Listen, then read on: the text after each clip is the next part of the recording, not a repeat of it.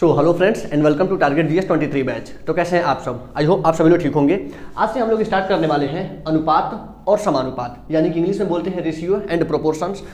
तो आज का लेक्चर स्टार्ट करने से पहले मैं ये एज्यूम करके चल रहा हूँ कि इसका पिछला वीडियो आप लोगों को पूरी तरीके से कवर है। उसमें से कम दो एटलीस्ट 2 टॉपिक्स, जिसमें पहला है रैशनल नंबर यानी कि परिमेय संख्या, और परिमेय संख्या वाला टॉपिक आपको किसमें दिया गया था? संख्या पद्धति यानी कि नंबर सिस्टम वाले टॉपिक में। तो संख्या पद्धति का कम से कम एक टॉपिक जो हम लोग का परिमेय संख्या है वो अच्छी तरीके से कवर होना चाहिए। और साथ में हम लोग का मेरे ख्याल से दूसरा या तीसरा वीडियो था साधारण भिन्न पर, सिंपल फ्रैक्शन पे, वो टॉपिक पूरी अच्छी तरीके से क्लियर होना चाहिए। इन दोनों टॉपिक को पूरी तरीके से क्लियर करके ही इस वीडियो को स्टार्ट करना है। अगर बाई चांस आपको थोड़ा सा भी डाउट है तो पहले जाइए इन दोनों टॉपिक को कवर करिए, इस वीडियो को रोक के, और इन दोनों टॉपिक को, एक परिमेय संख्या और दूसरा साधारण भिन्न, इन दोनों टॉपिक को अच्छी तरीके से कवर करने के बाद ही इस वीडियो को स्टार्ट करिए, तभी जाके अनुपात और समानुपात का मजा आएगा अच्छी तरीके से। क्लियर है? तो देखिए, अभी मैंने आपको बताया कि आज हम लोग स्टार्ट करने वाले हैं अनुपात और समानुपात। स्टार्ट करने का मतलब आज हम लोग का ये पूरा टॉपिक कवर नहीं होगा। इसमें से हम लोग पहला टॉपिक अनुपात आज हम लोग कवर करेंगे, उसके बाद अगले वीडियो में हम लोग फर्दर देखेंगे समानुपात क्या है। क्लियर है? तो अनुपात और समानुपात यहाँ 2 टॉपिक हैं। दोनों टॉपिक में से एक टॉपिक हम लोग का आज कवर होगा, जिसमें अनुपात में हम लोग पढ़ेंगे क्या क्या। सबसे पहले देखेंगे अनुपात क्या होता है, तो व्हाट का आंसर लेंगे। उसके बाद देखेंगे अनुपात कितने प्रकार का होता है, यानी कि काइंड्स ऑफ रेशियो, रेशियो कितने प्रकार के होते हैं, जिसमें पहला है सरल अनुपात यानी कि सिंपल रेशियो, फिर है विलोमानुपात यानी कि रेसिप्रोकल रेशियो, उसके बाद वर्गानुपात यानी कि डुप्लीकेट रेशियो, फिर तिहरानुपात यानी कि ट्रिप्लीकेट रेशियो, और मिश्रित अनुपात यानी कि कंपाउंड रेशियो। ये पांचों काइंड्स, पांचों प्रकार देखने के बाद हम लोग इसका एक प्रॉपर्टी, एक इंपॉर्टेंट प्रॉपर्टी देखेंगे, और उस प्रॉपर्टी को देखने के बाद हम कुछ इंपॉर्टेंट क्वेश्चन इस पे सॉल्व करेंगे। क्लियर है? तो चलिए हम लोग स्टार्ट करते हैं कि अनुपात होता क्या है, यहीं से अपने कहानी की शुरुआत करते हैं। तो सबसे पहले हम लोग देखेंगे अनुपात का परिभाषा लिखना नहीं है, बस मैं मुंह से बोलूंगा।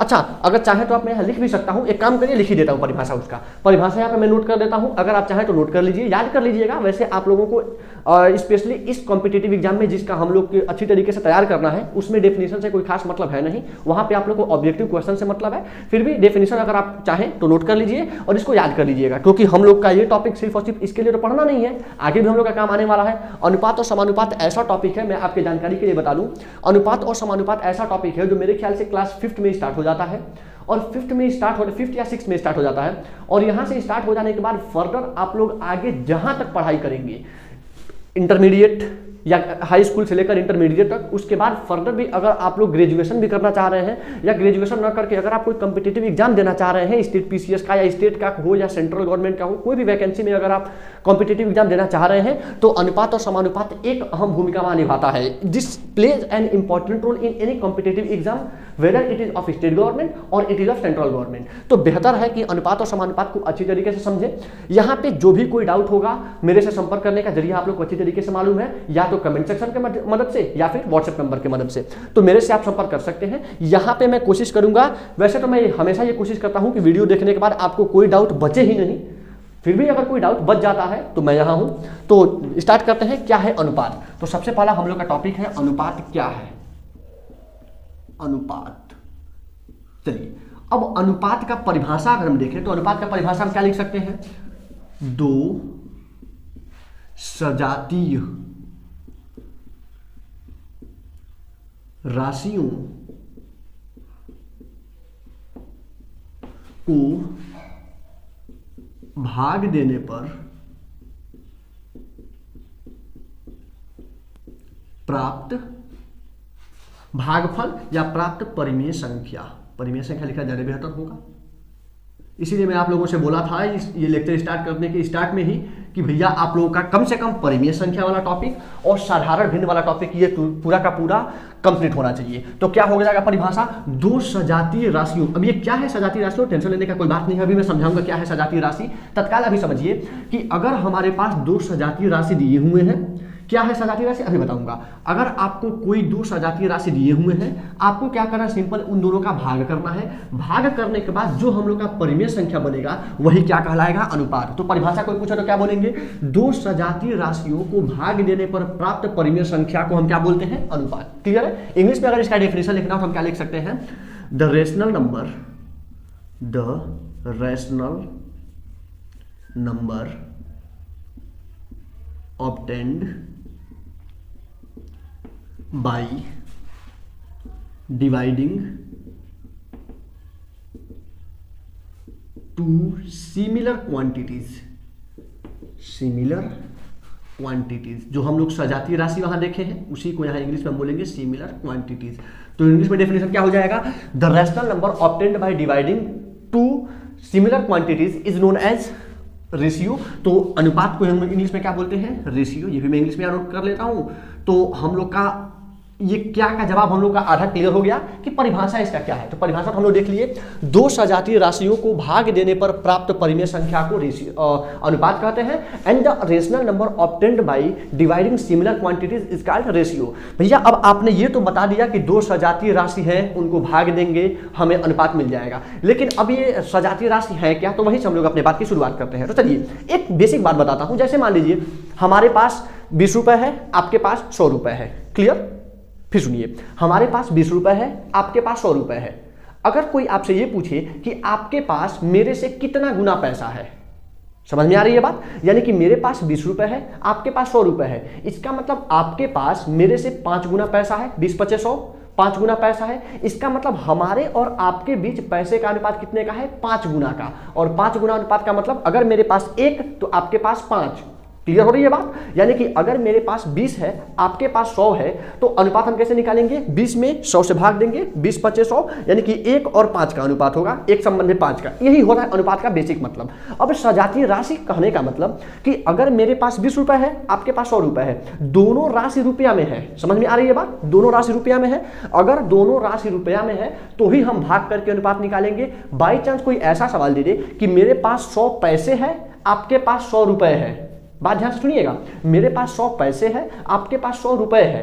अब इसका अनुपात निकालना है। तो अगर आप ध्यान से देखें तो एक बार आपके पास दिया है 100 पैसे और एक बार दे रखा है 100 रुपए। अब यहां पे जो हम लोग का ये राशि है वो पैसा में है और ये राशि रुपया में है। इसको हम सजातीय राशि नहीं बोलेंगे। सजातीय राशि का बेसिक मतलब आप लोगों को समझ में आ गया होगा। जैसे हमारे पास 2 राशि दिया हुआ है, कोई जरूरी नहीं है कि रुपया पैसा का ही हो, और कुछ हो सकता है। जैसे मान लीजिए एक दिया है 10 किलोग्राम, एक दिया है 50 ग्राम। क्लियर? एक दिया है 10 लीटर, एक दिया है 100 ml। ये सब के सब राशियां हैं। तो ये राशि रुपया का है, ये राशि किलोग्राम ग्राम का है, ये राशि लीटर और मिलीलीटर का है। यहां पे अगर आपसे अनुपात पूछे सॉरी, अगर यहां पे आपसे अनुपात पूछा जाता है तो इस अनुपात में हम क्या निकालेंगे, सबसे पहले हम देखेंगे कि जो अनुपात जो भी हम लोग का राशि है वो सजातीय राशि है या नहीं है। क्योंकि हम लोग का डेफिनेशन में सबसे पहला कंडीशन क्या था कि वो दोनों राशि सजातीय होना चाहिए। तो दोनों राशि सजातीय होने के लिए अगर दोनों रुपया में है, जैसे पहला हम लोग का एग्जाम्पल क्या था कि मेरे पास 20 रुपए है आपके पास 100 रुपए है और इसमें अनुपात निकालना था। तो चूंकि ये भी रुपया में था, ये भी रुपया में था, तो यहाँ पे बेसिक होता क्या है कि रुपया से रुपया खत्म हो जाता है। अनुपात में यही होता है, रुपया से रुपया खत्म हो जाएगा। अब खत्म तभी होगा जब दोनों रुपया हो। अब यहाँ पैसा हो यहाँ रुपया हो, तो हम कैसे पैसे को रुपया से खत्म करेंगे, नहीं हो पाएगा। तो खत्म होने के लिए दोनों या तो रुपया में होना चाहिए या दोनों पैसा में होना चाहिए। यहाँ दोनों एक जैसा है तो हम क्या करेंगे, 20 में 100 से भाग कर देंगे। भाग करने के बाद 20 से 100 में भाग करेंगे, 5 आएगा, 1/5। इसको हम लिखते कैसे हैं, 1 संबंधे 5। ये ध्यान दीजिएगा, लिखने का तरीका क्या है। अनुपात को हम लिखते किस तरीके से है, तो पहला संख्या, फिर डबल बिंदु ऊपर नीचे और 5। तो इसको पढ़ते क्या है, या तो आप इसको पढ़ लीजिए अनुपात के लिए, जैसे 1:5, या फिर आप ये भी पढ़ सकते हैं 1 संबंधे 5। तो अक्सर 1 संबंधे 5 ही बोला जाता है और इंग्लिश में तो रेशियो ही बोला जाता है। उसमें कोई संबंध कुछ टेंशन लेने वाली बात नहीं है। इंग्लिश मीडियम के लिए सिंपल 1:5 हमेशा 1:5 या 1:5 ये भी बोला जाता है, लेकिन 1:2 वगैरह बोलने का जरूरत नहीं है। बस आप इतना ध्यान रखिए, इसको बोलेंगे 1:5, हिंदी में बोलेंगे 1:5 या 1 संबंधे 5। तो ये तो हम लोग का कॉन्सेप्ट क्लियर हो गया कि अगर दोनों राशि सजातीय राशि है, यानी कि अगर दोनों एक ही क्वांटिटी में, एक ही राशि में दिया हुआ है या एक ही यूनिट में दिया हुआ है, तो हम बोलेंगे कि इसका अनुपात निकालने के लिए सिंपल भाग कर दीजिए। लेकिन अगर वहीं अगर हम लोग के पास 2 ऐसी राशियां हैं जिनका मात्रा अलग अलग है या जिनका यूनिट, जिनका इकाई अलग अलग है, जैसे यहाँ है पैसा, यहाँ है रुपया, अनुपात यहाँ भी निकालना है। ये तो कोई जरूरी नहीं है ना कि हमेशा ऐसा ही देखिए आपसे पूछेगा। मैं आप लोगों से इसके पिछले वीडियो में भी बताया था कि छोटा सा रूल देख के और आप समझते हैं कि मैं तो समझ गया, अब हवा मोड़ना शुरू कि कोई भी सवाल हमसे लग जाएगा। लेकिन जैसे ही ऐसा ट्रिक दिया जाएगा भैया मामला जाके फंस जाएगा। तो वैसे मामले आप लोग का न फंसे इसके लिए हम लोग क्या देखेंगे कि एक है हम लोग का पैसा में, एक है रुपया में। हमें क्या निकालना है? अनुपात। अनुपात निकालने के लिए सबसे पहला कंडीशन कि दोनों को किस में करना पड़ेगा? सजातीय राशि। अब सजातीय राशि में करने के लिए हमारे पास कंडीशन क्या है? या तो दोनों को पैसा में कर दीजिए या दोनों को रुपया में कर दीजिए। क्लियर है? तो अब हमें एक बात बताइए, रुपया को पैसा में बदलना आसान है या पैसा को रुपया में बदलना आसान है? सोचिए ध्यान से। ठीक, रुपया को पैसा में बदलना आसान है या पैसा को रुपया में बदलना आसान है? पहले ये बताइए, रुपया को पैसा में बदलने के लिए क्या करते हैं? 100 से गुणा। पैसा को रुपया में बदलने के लिए क्या करते हैं? 100 से भाग। मैं यहां लिख देता हूं, अगर रुपया को पैसा में बदलना हो, इधर से अगर इधर जाना हो तो 100 से गुणा करेंगे, इधर से अगर इधर आना हो तो 100 से भाग करेंगे। मतलब रुपया को अगर पैसा में जाना है यानी इधर से इधर जाना है तो 100 से गुणा करेंगे, अगर पैसे को रुपया में लाना है यानी कि इधर से इधर आना है तो 100 से हम भाग करेंगे। अब यहाँ पे देखिए, 100 से गुणा करना आसान है या 100 से भाग करना आसान है? सबको यही बोलेगा कि भैया 100 से गुणा करना आसान है। तो जब 100 से गुणा करना आसान है तो एक काम करो ना, रुपया को पैसा बदल दो, सिंपल हो जाएगा। तो यहाँ रुपया दिया हुआ है, इस रुपए को बदल देंगे पैसा में। तो अब एक बात बताइए, इसको मैं यहाँ से हटा दूं या हटाऊं? नहीं, यहीं पे मैं कर देता हूं। जैसे हम लोग का क्वेश्चन क्या था देखिएगा, थोड़ा सा कॉम्प्रोमाइज़ करिएगा। तबीयत मैं आप लोग से कल ही बताया था कि थोड़ा सा मुझे प्रॉब्लम है इस समय सर्दी का, तो मैनेज करिए थोड़ा सा उसमें। यहाँ है 100 रुपये। चलिए, अब यहाँ 100 पैसे 100 रुपये। हमारा कंडीशन क्या था कि हम इसको भी किस में बदलेंगे? पैसा में। मैं यहाँ रुपया बाद में लिखा हूँ, लेकिन आपको अक्सर रुपया ये पहले लगा हुआ मिलेगा, तो मैं भी पहले लगा देता हूँ, क्यों थोड़े बात के लिए कन्फ्यूजन रखा जाए। तो 100 पैसे और 100 रुपये में हमें क्या निकालना है? अनुपात। हमारा पहला कंडीशन क्या है कि इसको हम पहले ले जाएंगे पैसा में। तो पैसा में कैसे बदलेंगे? 100 रुपया को अगर हमें पैसा में बदलना हो तो हम क्या कर सकते हैं? 100 में 100 से गुणा। बेसिक अभी वहां बताया था कि रुपया को पैसा में लेने क्या करेंगे? 100 से गुणा कर देंगे। तो रुपया में कितना है? 100। 100 में 100 से गुणा करिए। 100 में जैसे ही 100 से गुणा करेंगे ये कितना आ जाएगा? 10,000। और ये जो मान आएगा वो किस में आएगा? पैसा में। अब ध्यान से देखिए, ये भी हम लोग का पैसा हो गया, ये भी हम लोग का पैसा हो गया। अब इन दोनों का निकाल लीजिए अनुपात। अनुपात निकालने का क्या मतलब है? अब फिर परिभाषा पढ़िए।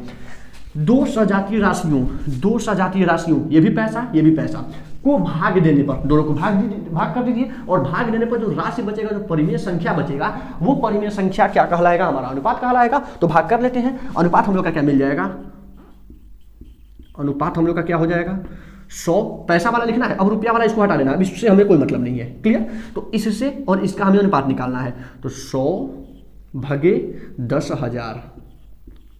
क्लियर? 2 जीरो से 2 जीरो खत्म, क्या बचा? 1/100। यानी कि हमारा अनुपात क्या आ जाएगा? 1/100 यानी 1:100। ये हो गया हम लोग का फाइनल आंसर। क्लियर है? तो ये है अनुपात का बेसिक कॉन्सेप्ट। अब इन दोनों को करना आपका काम है, इन दोनों को एक प्रैक्टिस के फॉर्म में। प्रैक्टिस जैसे मैं हमेशा क्वेश्चन के बाद कुछ प्रैक्टिस प्रॉब्लम देता हूं, इसको आप सॉल्व करिए। मैं थोड़ा सा हिंट देता हूं, यहाँ ये क्वांटिटी दिया है किलोग्राम में, ये क्वांटिटी दिया है ग्राम में। किलोग्राम में एक है, 1 ग्राम में है। क्या दोनों सजातीय राशि में है? नहीं है। अभी मैं आपको बताया हूं कि अगर 1 किलोग्राम में है तो पड़ोसी भी किलोग्राम में होना चाहिए। अगर मेरे पास 10 है तो तुम्हारे पास कैसे 100 हो जाएगा? ये भी तो सोचो, बेसिक फंडा ह्यूमन साइकोलॉजी। अगर मेरे पास किलोग्राम है तो आप कैसे ग्राम या हेक्टोग्राम डेकाग्राम कर लेंगे? भैया हमारे पास किलोग्राम, आप भी किलोग्राम रखो चुपचाप, बस वही फॉर्मूला लगाओ। अगर इसके पास किलोग्राम है तो काहे लिए ग्राम लेके बैठेगा? उसके पास भी किलोग्राम कर दो। या अगर इसके पास ग्राम है तो ये क्यों किलोग्राम लेके बैठेगा? इसके पास भी ग्राम कर दो। तो हमारा बेसिक फंडा ये है, बेसिक फॉर्मूला ये है कि दोनों के दोनों क्वांटिटी एक जैसे होने चाहिए। दोनों अगर किलोग्राम में है तो दोनों किलोग्राम में हो, दोनों ग्राम में है तो दोनों ग्राम में हो, या फिर अगर 1 ml में है तो दोनों ml में हो। क्यों अलग अलग करना है? तो हमारा यही फंडा है, या तो हम इसको किलोग्राम में कर देंगे या तो हम इसको ग्राम में कर देंगे। फिर वही कॉन्सेप्ट, इसके लिए किलोग्राम को हमें लेके जाना है ग्राम में। तो जब किलोग्राम से ग्राम में जाएगा तो 1000 से गुणा होगा, अगर ग्राम से किलोग्राम में जाएगा तो 1000 से भाग होगा। ये मैं यही बता दे रहा हूं ताकि आप लोग को बदलने में आसानी होगा। तो आप एक काम करिएगा, किलोग्राम को बदल लीजिएगा ग्राम में, क्योंकि किलोग्राम को ग्राम में बदलना आसान है, गुणा करना है। वैसे इसमें भी हो जाएगा, लेकिन थोड़ा सा आगे जाके प्रॉब्लम क्रिएट हो सकता है, तो बेहतर है आप किलोग्राम को ग्राम में बदलिएगा। तो इसका हिंट यहाँ हो गया, इसका हिंट मैं यहाँ दे देता हूँ। जैसे यहाँ है लीटर, यहाँ है ml, तो लीटर ml का मतलब होता है मिलीलीटर। क्लियर? अगर आपको लीटर से मिलीलीटर में जाना है, फिर 1000 से गुणा, और अगर मिलीलीटर से लीटर में आना है तो 1000 से भाग। तो बेहतर है आप लीटर को मिलीलीटर में बदलिएगा और दोनों का भाग कर दीजिएगा। ये रहा हम लोग का अनुपात। कि अनुपात होता क्या है, तो क्या हम लोग का काम हम लोग का खत्म हो चुका है। ध्यान एक बात और देना है कि इसको रिप्रेजेंट करने का तरीका हमारा क्या है, इसको दर्शाने का तरीका क्या है, हम डबल बिंदी से दर्शाते हैं। कैसे दर्शाएंगे, ऊपर नीचे 2 बिंदी लगा देते हैं और दोनों तरफ अंक, तो दोनों तरफ संख्या लिख के, दोनों तरफ दोनों मान लिख के बीच में हमारा डबल बिंदी आ जाता है। यही है दर्शाने का तरीका। तो आप इसको कॉपी में नोट करिए। कैसे नोट करेंगे, सबसे पहले अगर आप इंग्लिश मीडियम वाले हैं तो रेशियो करके ये डेफिनेशन, हिंदी मीडियम वाले अनुपात करके ये डेफिनेशन। इसके आगे आप ये लगा लीजिएगा कि 2 सजातीय राशियों को भाग देने पर प्राप्त परिमेय संख्या को अनुपात कहते हैं। इतना आप लगा सकते हैं। या the rational number obtained by dividing 2 similar quantities is called ratio. उसके बाद यहाँ पे कि इसको एग्जाम्पल, यहाँ पे एग्जाम्पल के तौर पे यहाँ लिख दीजिएगा एग्जाम्पल, जैसे कि 1:5, इसको पढ़ेंगे 1:5, हिंदी में इसको पढ़ेंगे 1:5 या 1:5 दर्शाएंगे इस तरीके से। और उसके बाद से स्टार्ट आप यहां से करिएगा। पहला प्रॉब्लम ये, दूसरा प्रॉब्लम ये, एक मिनट, पहला प्रॉब्लम ये है, इससे हमें कोई मतलब नहीं है, ये मैं यहाँ से हटा दूँ, या फिर क्वेश्चन यहीं से उठाना है, सॉल्व यहाँ करना है। और जैसे ये सॉल्व हो जाएगा आप इसको प्रैक्टिस प्रॉब्लम के लिए लीजिएगा। ये दोनों प्रैक्टिस करना है, बाकी इसको नोट कर लेकर फटाफट नोट कर लीजिए। चलते हैं अपन नेक्स्ट टॉपिक पे। नेक्स्ट हम लोग का है काइंड्स ऑफ रेशियो, यानी कि अनुपात के प्रकार। तो फटाफट इस वीडियो को पॉज करिए और यहाँ तक इसको नोट करिए। चलिए, नेक्स्ट जो हम लोग का कॉन्सेप्ट है वो है अनुपात के प्रकार, यानी कि काइंड्स ऑफ रेशियो। तो मैं यहाँ लिख देता हूँ अनुपात के प्रकार, अनुपात के प्रकार, या इसी को इंग्लिश में क्या बोलेंगे, kinds of ratio, kinds of ratio. तो अनुपात के प्रकार में क्या हम लोग का सबसे पहला कॉन्सेप्ट क्या है, सरल अनुपात। तो पहला हम लोग का है सरल अनुपात, सरल अनुपात। और अगर आप लोग अच्छी तरीके से साधारण भिन्न और परिमेय संख्या वाला कॉन्सेप्ट अगर आपको क्लियर है तो वहां पे मैं आपको एक चीज बताया था, सरलतम मान, सरलतम भिन्न या सरलतम मान, कुछ ऐसा मैं कॉन्सेप्ट बताया था। सरलतम मान का मतलब क्या होता है कि कोई एक भिन्न रहा था हमारे पास। जैसे मान लीजिए हमारे पास एक भिन्न था 10/25। इस 10/25 को हम क्या कर रहे थे कि इसको दौड़ा दौड़ा काट रहे थे। दौड़ा दौड़ा काटने का मतलब इसको तब तक काटेंगे जब तक ये कटना बंद न हो जाए। ये बात मैं सारा आप लोग को बता चुका हूँ। या एक और कॉन्सेप्ट आपको बताया था कि इन दोनों का मौसा निकालिए, मौसा निकालने के बाद जो भी आ रहा है उससे उन दोनों में भाग कर दीजिए, अंश हर दोनों में। तो बेहतर है काटो दौड़ा दौड़ा के 5 से 2 बार में, 5 से 5 बार में। तो हमारा आंसर क्या मिल रहा था, 2/5। इसी का यहाँ हमें जरूरत है। अब ये बात, इन बातों को ध्यान में रखते हुए इसको समझिए ध्यान से, क्या बोलना चाह रहा है सरल अनुपात। सरल अनुपात का मतलब, अच्छा सरल अनुपात बताने से पहले मैं एक बात और आपको बता दूं। अभी जो इसके पहले जो मैं अभी यहाँ से मिटाया हूँ, जहाँ मैं अनुपात आप लोग को बता रहा था, वहाँ हम लोग का जो आंसर आ रहा था, जैसे 3/5 में हम लोग का जो आंसर आ रहा था, तो जब भी हम लोग का अनुपात में मान आएगा उसमें 2 पद होंगे, एक पहला पद, एक दूसरा पद। तो इतना तो क्लियर है आप लोगों को कि अनुपात में 2 पद होगा, तो ये बताने का जरूरत है नहीं, फिर यहाँ से मैं हटा देता हूँ। चलिए, अब हमारे पास एक ऐसा अनुपात, सरल अनुपात का मतलब एक ऐसा अनुपात जिनके दोनों पद सह अभाज्य संख्याएं हो। परिभाषा अगर आपको लिखना हो तो हम क्या लिख सकते हैं, ऐसा अनुपात जिनमें या जिनके दोनों पद सह अभाज्य हो, सह अभाज्य हो। या इंग्लिश में अगर इसी को हमें लिखना हो तो क्या लिख सकते हैं, हुज, या क्या बोलेंगे, सिंपल रेशियो। इंग्लिश में इसको क्या बोलते हैं, सिंपल रेशियो। यहाँ नेम लिखा हुआ है, simple ratio are the ratios. English में मैं बोल रहा हूँ, पहले इतना जितना मैं बोला उतना लिख लीजिए, simple ratios are the ratios. इतना लिखने के बाद फिर इसको, simple ratios are the ratios whose both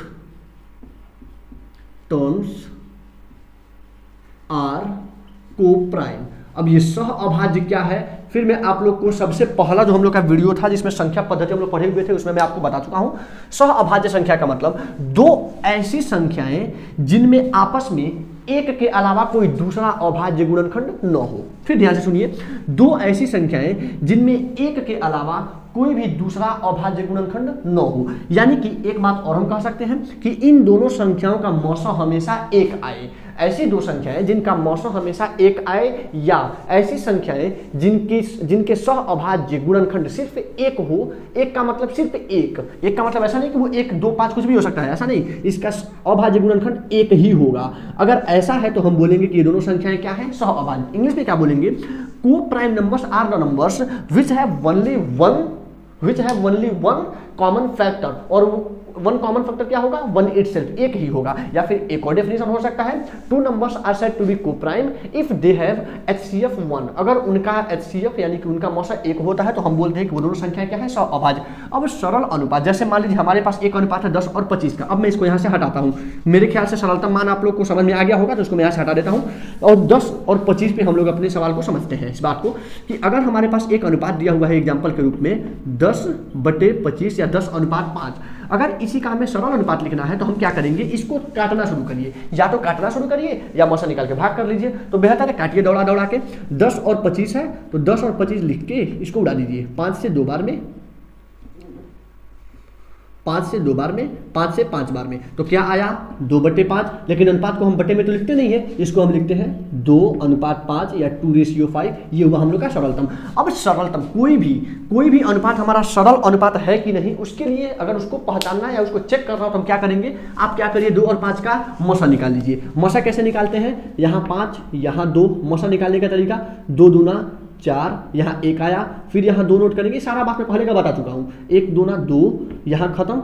जैसे ये खत्म होगा किससे कटा है, 1 से, यानी मौसा क्या है 1। यानी कि सरल अनुपात में जो दोनों पद हैं, दोनों पदों का मौसा हमेशा 1 आएगा, और ऐसे ही अनुपात को हम क्या बोलते हैं, सरल अनुपात। तो मेरे ख्याल सरल अनुपात समझ में आ गया होगा। एक और एग्जाम्पल ले लेते हैं। एग्जाम्पल एक और हम क्या ले सकते हैं, जैसे मान लीजिए हमारे पास है 12:28, एक अनुपात हम लोग के पास है। अब 12:28 हमारे पास दिया हुआ है। 12:28 को हमें क्या करना है, सरल अनुपात निकालना है। तो सरल अनुपात निकालने के लिए हम क्या करेंगे, या तो इसका मौसा निकाल के भाग कर दीजिए, या तो इनको दौड़ा काटना शुरू करिए। काटेंगे कैसे, देखिए ध्यान से, अगर आप ध्यान से देखें तो 12 और 28 दोनों 4 से कट रहा है, दोनों 4 से कट रहा है। या फिर काटने वाला कॉन्सेप्ट हम यहाँ लगा चुके हैं, एक दूसरा कॉन्सेप्ट लगाते हैं मौसा वाला। आप क्या करिए 12 और 28 का मौसा निकाल लीजिए। 12 यहाँ 28 यहाँ, कितना बार में, 2 बार में आया 24, यहाँ 4 बचा, यहाँ फिर 12 उतरा 3 बार में, यहाँ फिर 12 आया, पूरा खत्म हो गया। किससे खत्म हुआ, 4 से। आप क्या करिए, इन दोनों में ऊपर और नीचे, फिर वही बात याद रखना है, बेईमानी वाला काम नहीं करना है। बेईमानी नहीं करेंगे, भाग करेंगे दोनों में करेंगे, गुणा करेंगे दोनों में करेंगे। तो ऊपर भी 4 से भाग कर लीजिए, नीचे भी 4 से भाग कर लीजिए।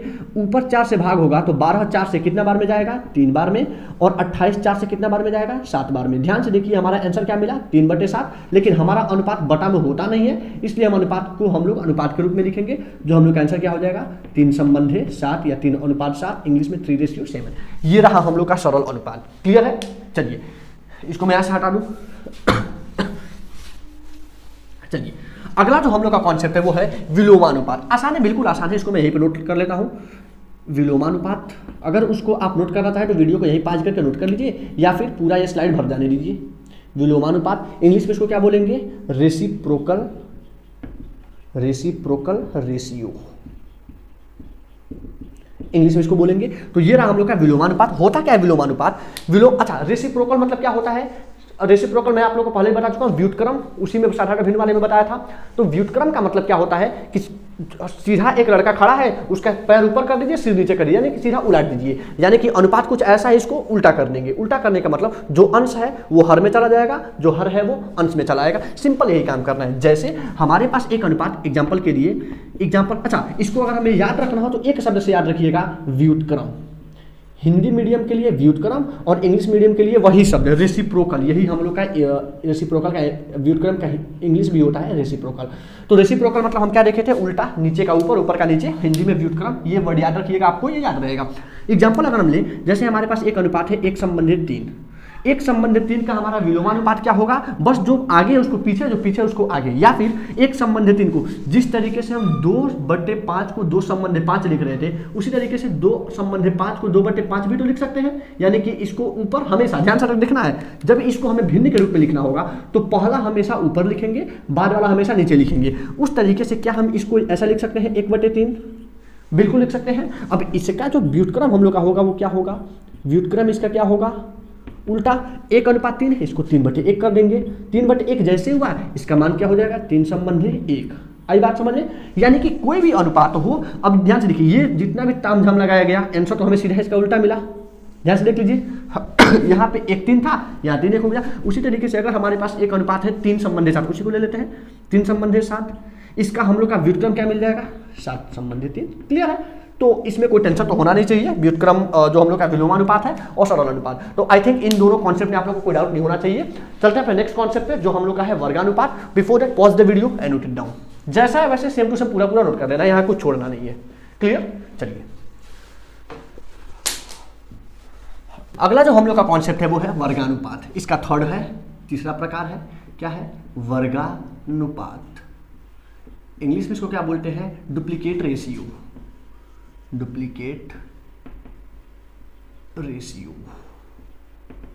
क्लियर? तो हम लोग का नाम क्या हो जाएगा वर्गानुपात। अब इसको समझते हैं वर्गानुपात का मतलब क्या होता है। पहले इसका मैं स्टेटमेंट लिख देता हूं। जैसे मान लीजिए हमारे पास कोई एक अनुपात दिया हुआ है, किसी अनुपात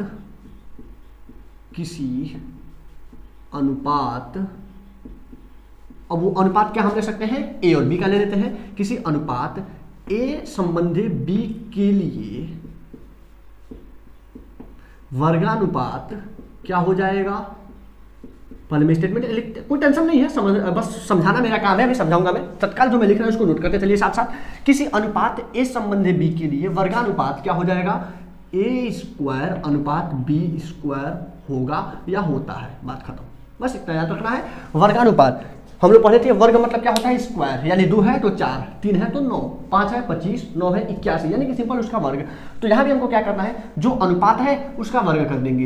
ए संबंध भी है a² b², pq है p² q², बस इसके अलावा कुछ करना नहीं है। सॉल्व कैसे करेंगे अभी मैं बताऊंगा। इंग्लिश वालों के लिए अगर आपको लिखना है नोट कर लीजिए, for any ratio a ratio b duplicate ratio will be क्या हो जाएगा duplicate ratio a² ratio b²। Clear? तो यहाँ पे कुछ एक्स्ट्रा नहीं लगाना है, जैसा स्टेटमेंट है सेम वैसे ही नोट कर लेना है। किसी अनुपात ए संबंध बी के लिए वर्गानुपात क्या हो जाएगा a² होता है। इंग्लिश में for any ratio a ratio b the duplicate ratio will be a² या फिर a² रेशियो b²। अब इस पे अगर आपको कोई क्वेश्चन दिया जाए, जैसे क्वेश्चन कैसे मिलेगा आपको, एक कोई रेशियो दे देगा, जैसे हिंदी में क्या लिख सकता है 4/7 का वर्गानुपात क्या होगा, ज्ञात करिए। इंग्लिश में क्या दे सकता है डुप्लीकेट रेशियो। अब यहां भी 4/7 लिखने से बढ़िया यहां मैं थोड़ा कुछ अलग ले लेता हूं, डुप्लीकेट रेशियो ऑफ 3/7। अब यहां भी थोड़ा सा अल्टर और करता हूं 3/11। एक हमारे पास रेशियो है। अब रेशियो यहां पे है 4/7, यहां है 3/11 यानी 3/11। सॉरी,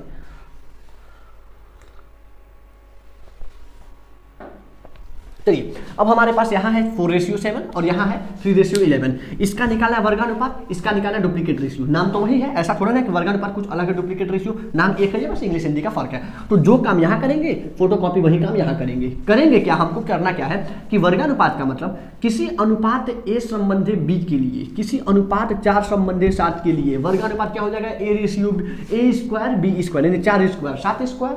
जो नंबर है जैसे 4/7 क्या हम इसको 4/7 लिख सकते हैं? अभी थोड़ी देर पहले बताया था, बटा में बस अनुपात के जगह बटा लगा देना है। अब इसका वर्गानुपात क्या हो जाएगा, वर्गानुपात क्या हो जाएगा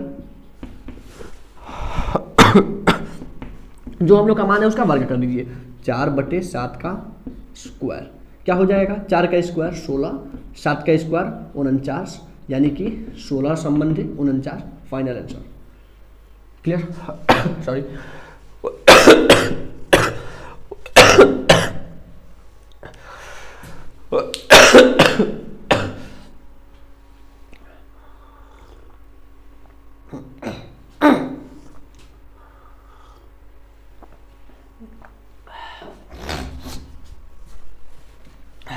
चलिए ये क्या बोल रहा है, डुप्लीकेट रेशियो ऑफ 3:11। अब 3/11 एंड 3:11 का हमें क्या निकालना है, डुप्लीकेट रेशियो। सेम वही काम करेंगे जैसे 3:11 यानी कि 3:11 हम लोग का दिया हुआ है।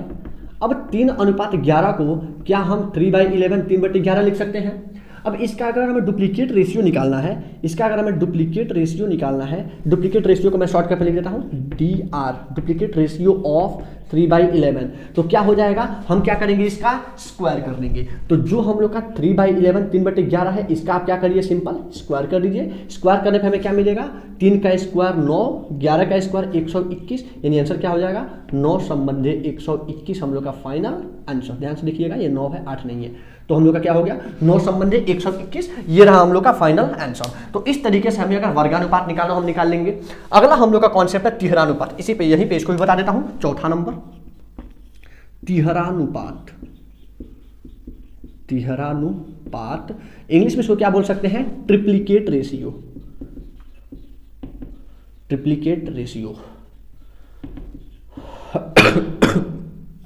डेफिनेशन लिखने का कोई आवश्यकता नहीं, यही वाला डेफिनेशन काम कर जाएगा। किसी अनुपात A संबंधी B के लिए बस यहाँ कर देंगे तिहरानुपात, और जहाँ स्क्वायर है वहाँ क्या हो जाएगा क्यूब, यानी कि जहाँ 2 घात लगा हुआ है वहाँ हम क्या लगा देंगे 3 घात, क्योंकि यहाँ तिहरानुपात है।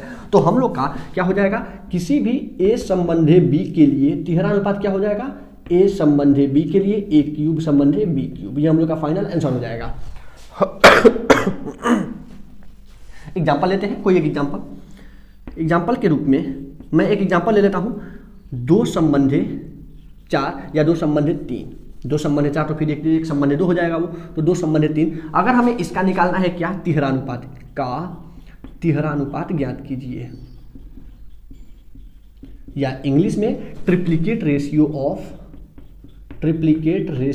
ऑफ 4:5। इसका है 4:5 का हमें क्या निकालना है, ट्रिप्लीकेट रेशियो। कैसे निकालेंगे, ध्यान से देखिए। अब ट्रिप्लीकेट रेशियो अगर हमें निकालना हो या तिहरानुपात निकालना हो, तो हमारे पास बेसिक काम क्या है कि सेम फोटोकॉपी रूल यही लगेगा, जहां 2 घात लगाए हैं वहां हम क्या लगा देंगे, 3 घात लगा देंगे। कैसे, जैसे यहाँ 2 संबंधे 3 लिखा हुआ है, तो 2 संबंधे 3 को हम 2/3 आराम से एकदम धूमधाम से लिख सकते हैं बिना किसी टेंशन का। तो 2/3 लिख के और सिंपल क्या करिए, इसके 2/3 इस पूरे पर क्या लगा दीजिए, 3 घात। जैसे ही 3 घात लगाएंगे, 2 का क्यूब कितना होता है मालूम है सबको, 8, 2 गुणे 2 गुणे 2, 2 दूना 4, 4 दूना 8, वैसे 3 का 3 तरीके 9, 9 3 27, तो 8/27, यानी कि हमारा आंसर क्या हो जाएगा 8 संबंधे 27 फाइनल आंसर। ठीक है, अगला हम लोग का है 4:5, यानी कि 4 संबंधे 5 का ट्रिप्लीकेट रेशियो, यानी कि तिहरानुपात निकाल लेते हैं। हम लोग का वैल्यू क्या है 4:5, क्या लिख सकते हैं 4/5। ट्रिप्लीकेट रेशियो निकालने का मतलब 4/5 का क्यूब यानी 3 घात, 4 का क्यूब क्या होता है 64, 64, और 5 का है 125, यानी कि आंसर हमारा क्या हो जाएगा 64:125, 64 संबंधे 125 फाइनल आंसर। क्लियर है। तो आई थिंक इन दोनों कॉन्सेप्ट में भी, वर्गानुपात और तिहरानुपात में भी आपको कोई डाउट नहीं होगा। यहाँ पे वीडियो पॉज करके जैसा है फोटोकॉपी यहाँ नोट करिए, कुछ एक्स्ट्रा यहाँ बोर्ड पे नहीं लिखा गया है, सारा जैसा का तैसा आपको नोट करना है। चलते हैं हम लोग का एक और काइंड यानी कि एक और प्रकार बचा हुआ है, उसके बाद प्रॉपर्टी देखेंगे। तो before that pause the video and note it down. चलिए